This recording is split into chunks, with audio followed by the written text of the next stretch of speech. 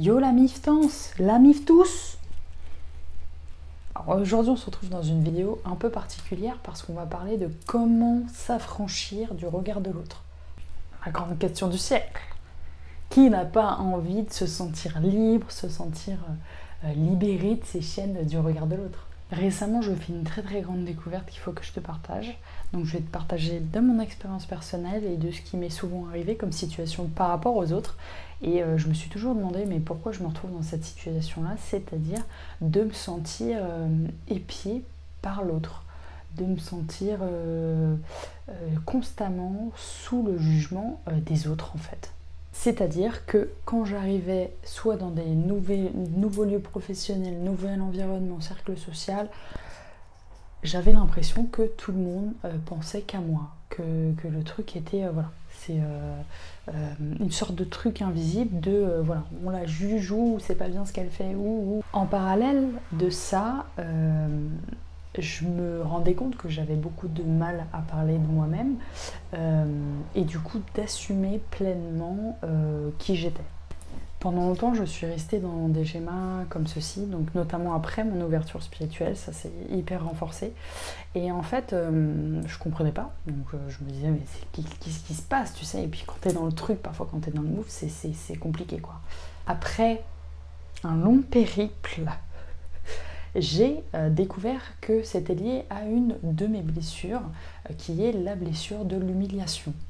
La blessure de l'humiliation, reliée à la blessure d'injustice, je pense, mais il y a, donc si tu veux, ce concept de blessure, c'est les 5 blessures de l'âme, de Lise Bourbeau, hein, je te parlerai juste de la reliance par rapport à cette blessure-là dans cette vidéo. Donc cette blessure qui va en fait se présenter chez les personnes qui vont, en général, donc là je te prends les gros principes de cette blessure, c'est ils vont en faire beaucoup, ils vont tout prendre sur leurs épaules, ils vont tout donner en fait, pas jamais demander de l'aide, tout faire tout seul. Il y a vraiment cette notion de responsabilité de soi-même.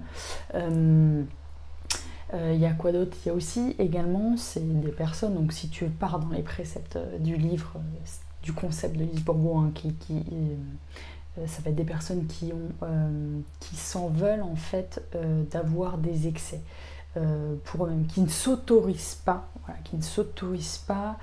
à avoir du plaisir. Donc plaisir gustatif, plaisir sexuel, plaisir tout confondu, plaisir de la vie finalement.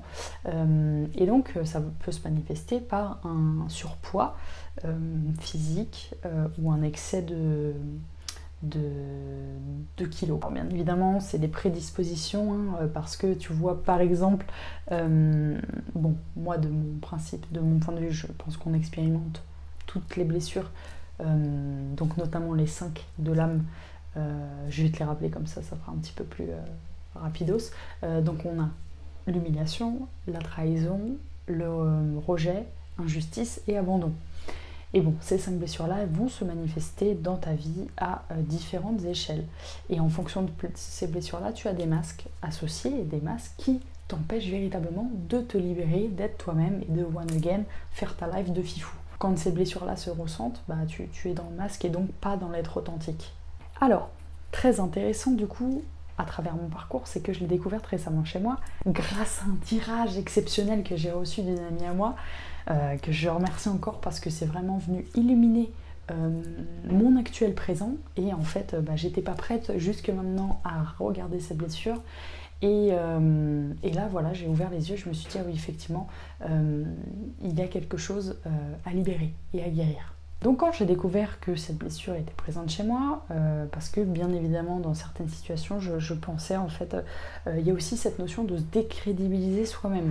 Donc moi c'est souvent ce que j'ai eu tendance à faire dans ma vie, c'est de se rabaisser en fait, de se rabaisser par rapport à l'autre. C'est pas trop en faire, on va pas trop s'exposer, on va pas trop exposer ses connaissances parce que on se sent finalement comme en trop, tu vois. Ou alors on pourrait, donc dans les scénarios qu'on se fait, aller jusqu'à des catastrophes comme le ridicule en fait, nous passer pour quelqu'un de ridicule, d'absurde, et donc se faire humilier pour qui nous sommes. Alors blessure particulière, sur le coup je me suis dit, voilà, j'ai pas ça à guérir, comment je vais accepter ça? Parce que finalement, quand je les regarde en face, je me suis dit, bon, il y a une acceptation que je vais devoir faire, et surtout, il y a ce truc de me dire merde. Donc, je rebondis sur quelque chose aussi, de ne plus arriver, ça t'arrive peut-être, hein, quand il y a du monde, de ne plus arriver à savoir quels sont tes véritables besoins. C'est-à-dire que tu es tellement dans ce que pensent les autres que tu es coupé de toi-même. Et ça a été quelque chose de très particulier que j'ai mis très longtemps à comprendre, de me dire mais pourquoi je n'arrive plus à savoir c'est quoi mes besoins? Parce que tu es tellement, donc c'est des autres énergies de blessure, dans l'autre va me juger, l'autre ceci, l'autre cela, je m'adapte à l'autre, que tu te coupes en fait de tes propres besoins et tu n'arrives plus à ressentir ce qui se passe véritablement à l'intérieur de toi. Donc si cette blessure résonne en toi, n'hésite pas du tout à venir m'en parler, à venir discuter avec moi, parce que c'est vraiment une blessure importante qui demande vraiment toute ton attention, et qui peut s'expliquer aussi par des choses comme l'introversion, ne pas se sentir à l'aise socialement, mal à l'aise socialement, voilà. Parce que finalement il y a une partie de nous-mêmes qui n'est pas assumée pleinement en fait. Et voilà, qui du coup on se dit bon on va pas s'exposer, donc on réprime notre être intérieur. Ça fait extrêmement souffrir, parce que t'imagines que quand tu réprimes ton enfant, celui qui a envie de s'exprimer, libérer, parler, voilà, je t'avoue que les dégâts sont quand même assez lourds. Il y a aussi du coup cette notion de masque, et donc de ne pas être véritablement authentique. Donc finalement il y a l'estime de soi aussi qui en pâtit totalement, tu vois. Donc si tu t'es reconnu là-dedans, c'est que tu es peut-être porteur de cette blessure. Dans tous les cas, il suffit parfois de regarder ses parents, aller voir leurs blessures, et les grands-parents, hein, quand tu vas creuser un peu familial, tu vois après que tout est lié, et donc qu'on se transmet les blessures de père en fils. Et donc tu vas pouvoir les identifier, hein, tout simplement. Alors cette blessure, du coup, elle m'a demandé de me regarder vraiment en mode oula. Ce qui a été dur pour moi, ça a été de me dire oh là, je suis très dans justement la reconnaissance de mes besoins, de mes valeurs, de ce qui est important pour moi, et en fait de me dire merde, en présence de certaines personnes, je me coupe de ça et je suis pas authentique. Ça me fait souffrir de me dire ça, tu vois.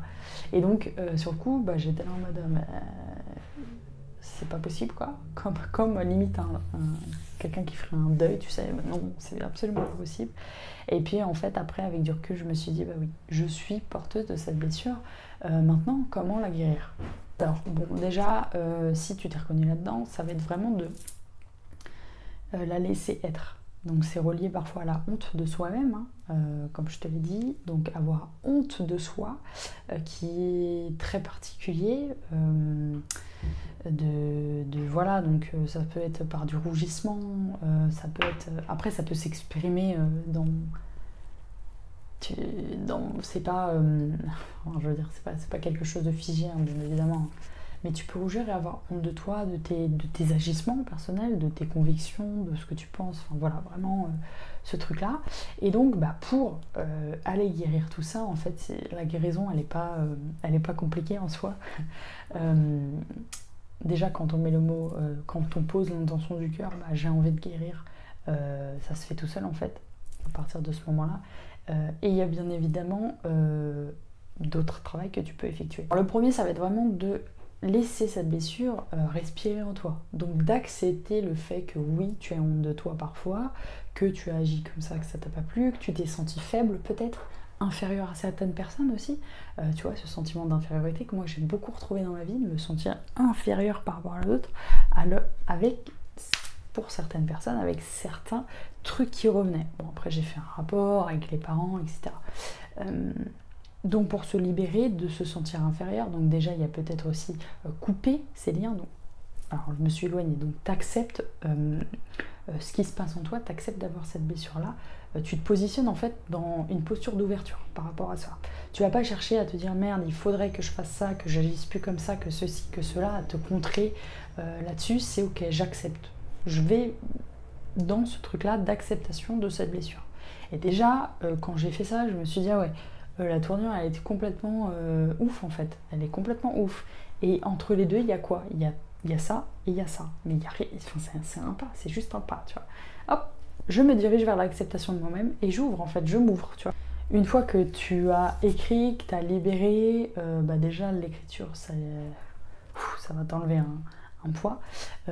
Si tu as d'autres techniques pour libérer justement cette colère et tous ces trucs, trouve ta technique à toi.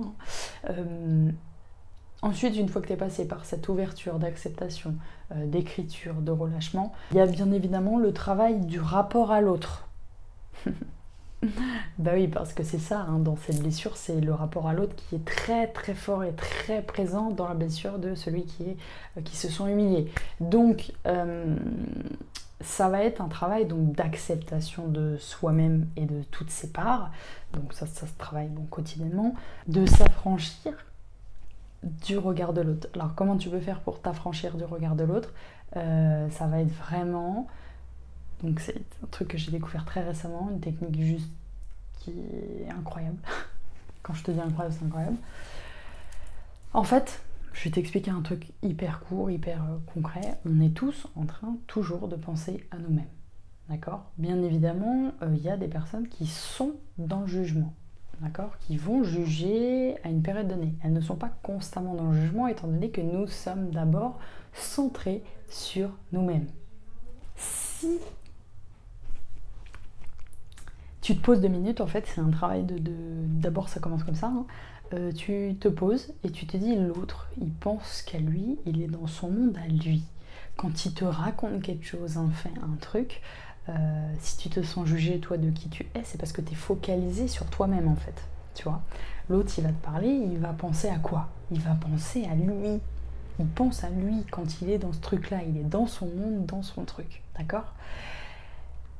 Ça va être d'inverser la tendance. C'est-à-dire qu'au lieu de se dire, putain, là, je fais ça, l'autre, il est en train de me juger, là, je dis ça, l'autre, il est en train de me juger, il me regarde chelou, etc., etc. L'autre, essaie juste peut-être de te comprendre, de t'écouter, etc. C'est se mettre, en fait, dans sa position à lui.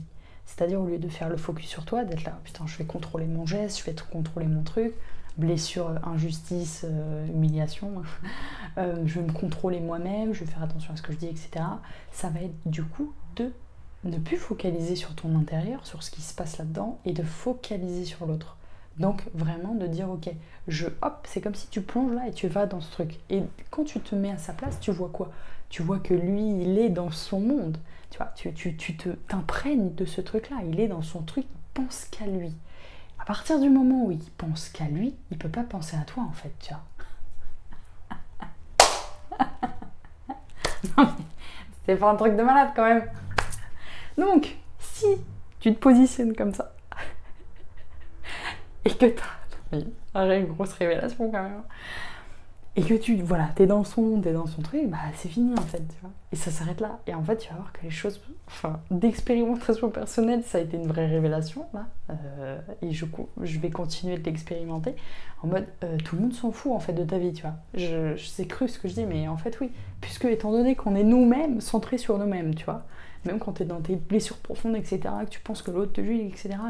Mais il n'y a que notre jugement intérieur, le premier, tu vois, par rapport à nous-mêmes. Donc fais la focalisation sur l'autre, ok? C'est vraiment, tu donnes tout à l'autre, tu vois ce que je veux dire? Ça c'est le premier taf, la première technique que tu peux faire pour t'affranchir du regard des autres.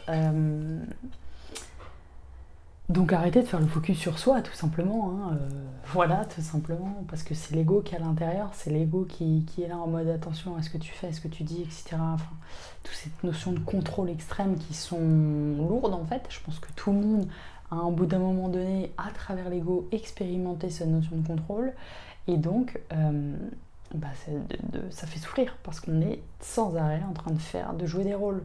Donc au bout d'un moment, jouer un rôle, ça va 5 minutes, quoi, tu vois. Si tu penses à l'autre et voilà, tu mets ton focus sur l'autre, ce qui est beau en fait, tu vois. C'est une technique de renversement incroyable. Je te résume les étapes si tu t'es retrouvé dans cette blessure-là et que voilà, t'en as marre de te sentir épié par tout le monde alors que tout le monde s'en fout. Je te rajoute un bonus là que tu peux faire, c'est couper les liens. Donc, couper les liens, c'est quand même super important. Couper les liens à travers, donc il y a le bonhomme aux allumettes notamment, qui est donc, tu fais 2 bonhommes en gros, hop, toi, la personne en face avec qui tu veux te détacher, tu mets son nom, hop, ton nom, tu vas relier par les chakras, les 7 chakras principaux, par les couleurs. Bon, tu regardes sur internet si tu connais pas, hein, parce que du coup l'énergie passe par les chakras et c'est pour ça des fois qu'on se sent attiré par certaines personnes, parce qu'en fait on se sent relié, mais tout ça peut se couper, hein, parce qu'on se sent comme ça, hein. C'est toujours des dynamiques de se sentir quelque chose, et on peut se sentir autre chose à n'importe quel moment, hein. Donc tu relies et tu vas sur une feuille donc couper cette feuille. Tu coupes cette feuille et tu peux même, du coup là ce qui me vient c'est de dire je me libère de tout lien qui me rattache à cette personne. Donc par exemple tu vois quand tu fais ça c'est pas forcément tu coupes pas de ta relation, c'est fini, tu vois plus la personne forcément. C'est le lien qui te fait sentir connecté à cette personne et qui peut être parfois très fort. Donc je sais pas si ça te parle, mais de se sentir comme si la personne était là avec toi, alors que tu es chez toi, que tu comprends pas, tu es en train de lire un livre, mais tu sens l'énergie, la reliance de cette personne. Donc, tu coupes ta feuille. Si tu ressens besoin, tu peux même brûler ta feuille. Il n'y a pas de limite à ta créativité là-dedans. Et bah voilà, de poser cette intention du cœur avec je me libère de tout lien qui me rattache à cette personne. Je me libère et je décide de guérir de cette relation, etc., etc. Tout ce qui te vient par rapport à cette libération. Donc là, je t'ai donné vraiment des tips personnels que j'applique et qui sont une révélation pour moi ces derniers temps. J'espère que ça va t'aider vraiment du fond du cœur. N'hésite pas à me dire si cette blessure, ça te parle. Et si tu as aimé cette vidéo, bien évidemment, tu peux liker mon travail, ça me ferait super plaisir. Et la partager aussi. Voilà, voilà, voilà. C'est fini pour aujourd'hui. On se retrouve demain. Si t'as envie que je parle des autres blessures aussi également. Demain. On se retrouve demain. Je sais pas. Si t'as envie que je te parle des autres blessures, bah, contacte-moi au 01 49 48 78 64. Et je te fais des bisous. Ciao.